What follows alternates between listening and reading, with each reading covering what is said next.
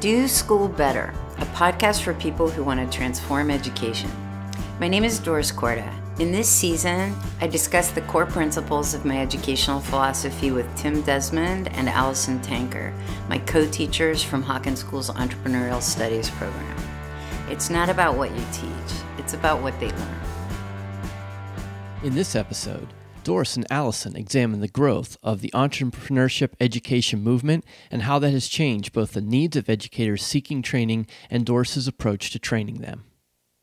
So I was curious, now that I've been involved in this work for about a year, if we could talk a bit about where you feel entrepreneurship education in the K-12 space really is at this point.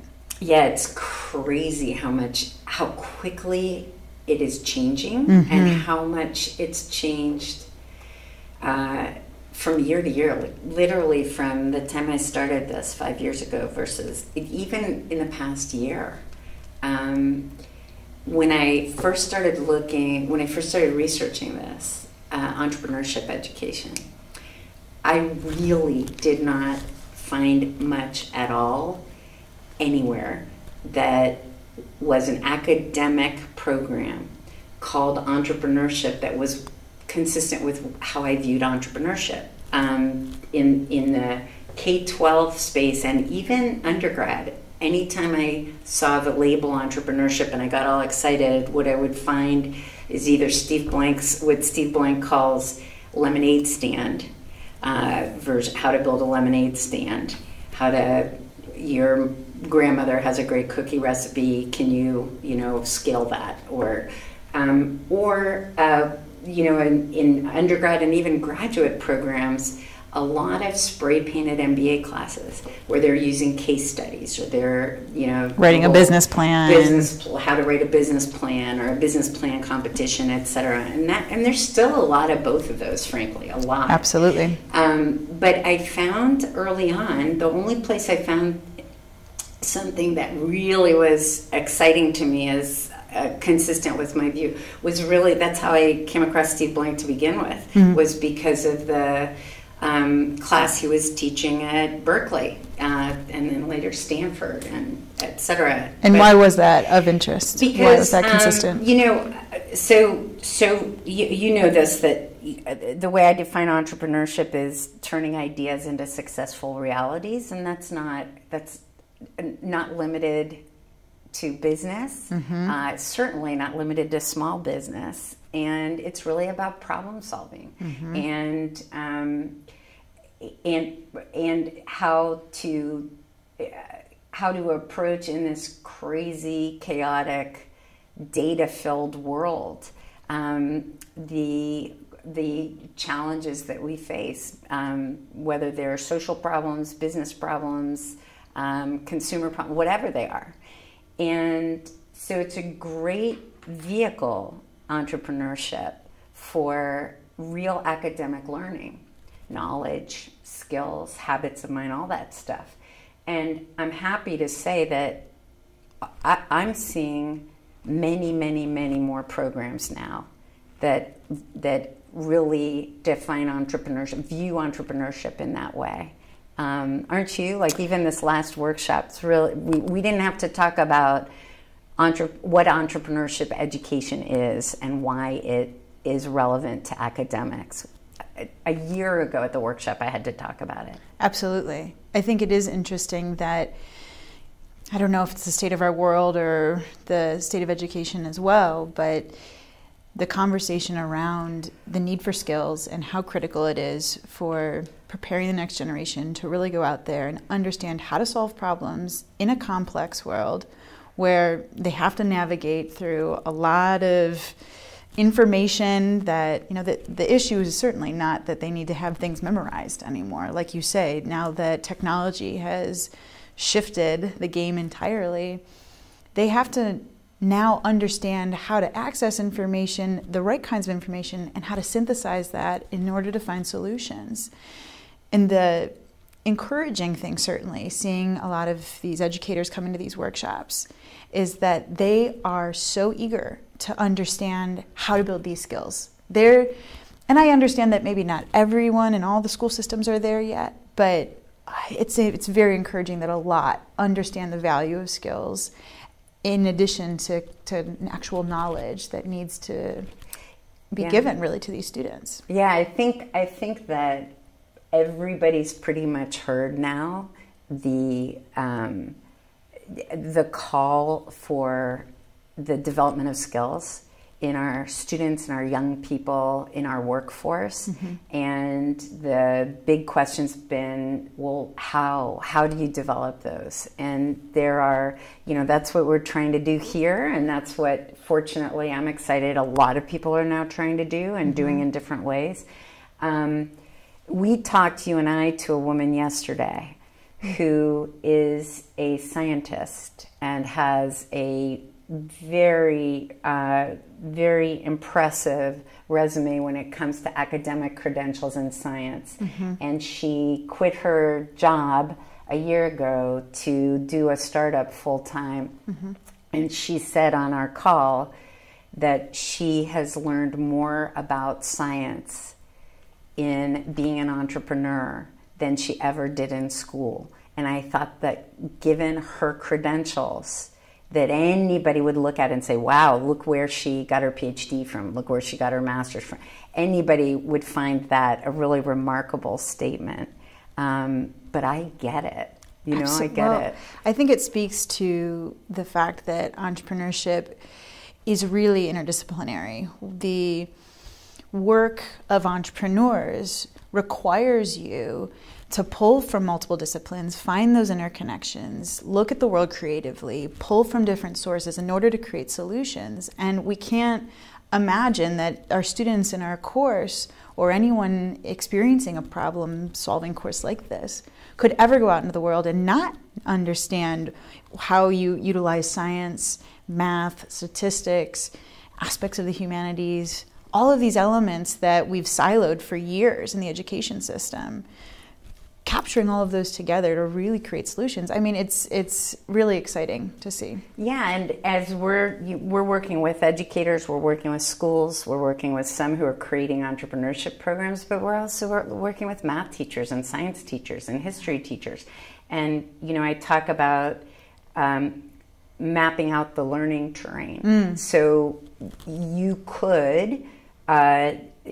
could teach an entrepreneurship class and choose problems for the students to solve that really are not rich with academic learning and challenge. You could pick really simple, but what we're developing here are ways to create academic learning experiences for students where they are learning, as you said, they're learning science and they're learning communications, including writing, and they're learning analytical skills and quantitative analysis, qualitative. They're learning these things because we give them problems that will require them in order to solve them well. They'll have to learn these things.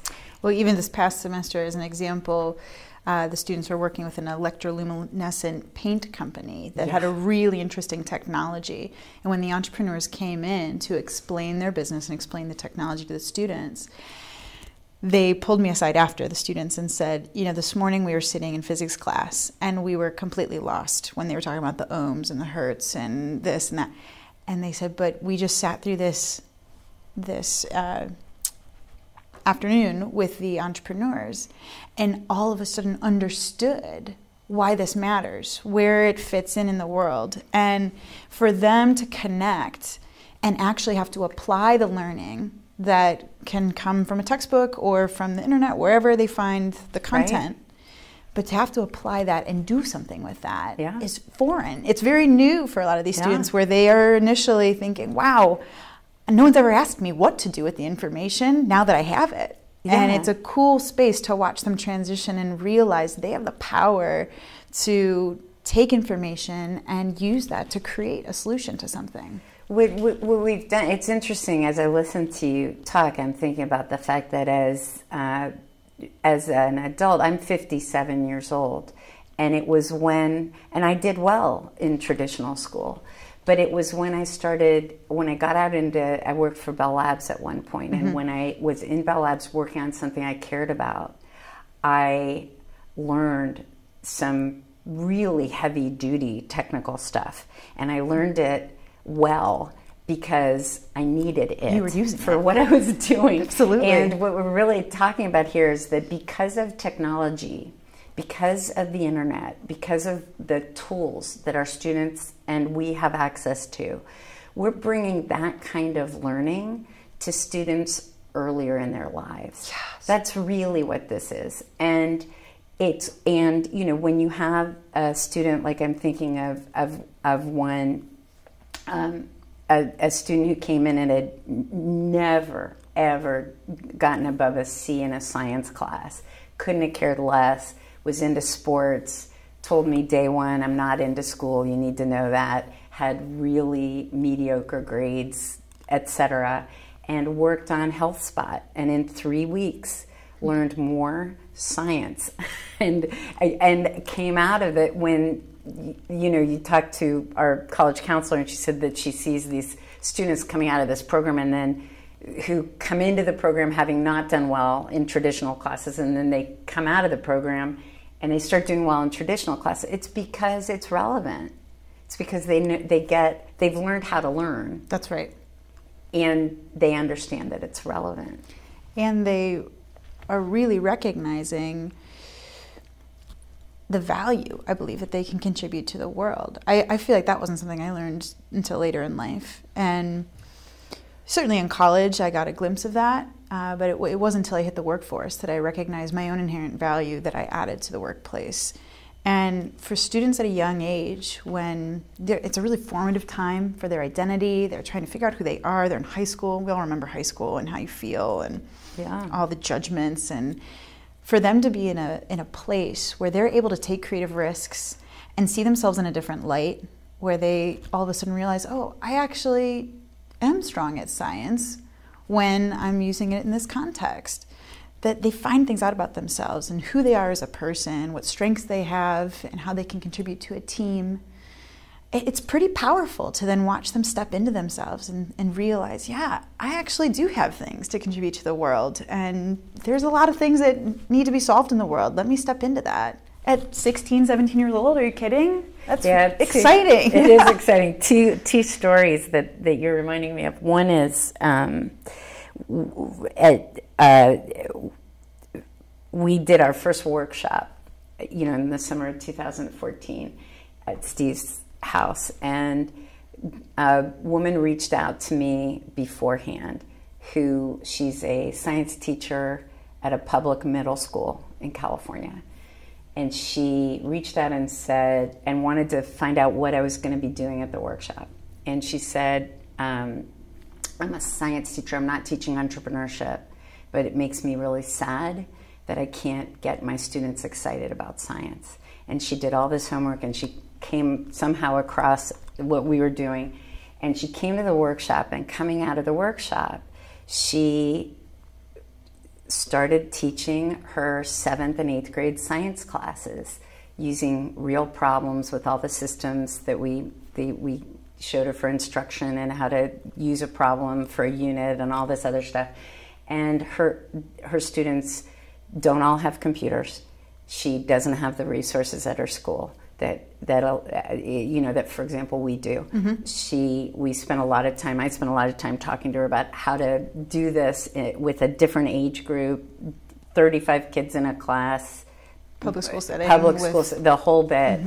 And I wish I had it in front of me, the things she wrote about how it totally turned her students on to science. And she did this amazing job of giving her students this discovery of their world and how science plays a part, and their own ability to not only understand it, but to actually love exploring it and to be creative in using it. It's really, and that's not about, you can call it entrepreneurship, but it's really about it is in my definition, turning idea, but it's really about how do you make the learning relevant and real and powerful and personal.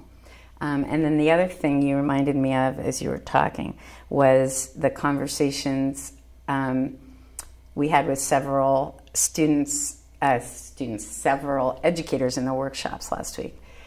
One in particular, I'll just use an example, teaching physics. Has a physics class, teaches physics, has content he has to cover in the course of the year, and was struggling with, okay, how can I use this in my physics class? And what I asked him was, well, how's that physics class going? And he said, he rolled his eyes, he said, well, I get these sophomores, and some of them are into it, but a lot of them are kind of bored and disconnected.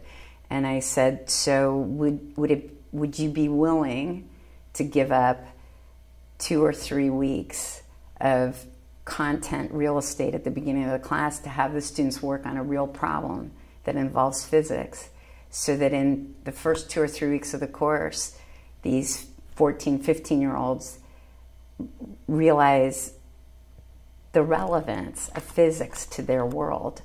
Would that be worth it? And he said, absolutely, because then the rest of the years I'm teaching them physics, they'll have it connected to something. So we're talking about we're talking about any discipline, every discipline, being connected to the world in ways that are not discrete. And it's exciting work. I'm encouraged that entrepreneurship is now being seen in this way in the education space. I am hopeful that will continue in the K-12 space, and as well then as more K-12 moves into this work, that the colleges will also continue to get deeper in their offering, because we do have a big challenge ahead of us as educators in this world. We have to prepare this next generation to go out there and make some change happen. Yeah, and it's exciting that there are so many educators and schools working on this stuff now. You asked what's changed. It's 5 years ago, I didn't see a lot of folks out there to talk to, and now there are tons and tons of them. Finding some other people that are crazy enough like we are. Yeah, crazy like we are, absolutely, absolutely. Thanks for listening to this episode of Do School Better. We would love to hear from you, so please leave us a comment or a review. And if you're interested in learning more, check out wildfire-education.org.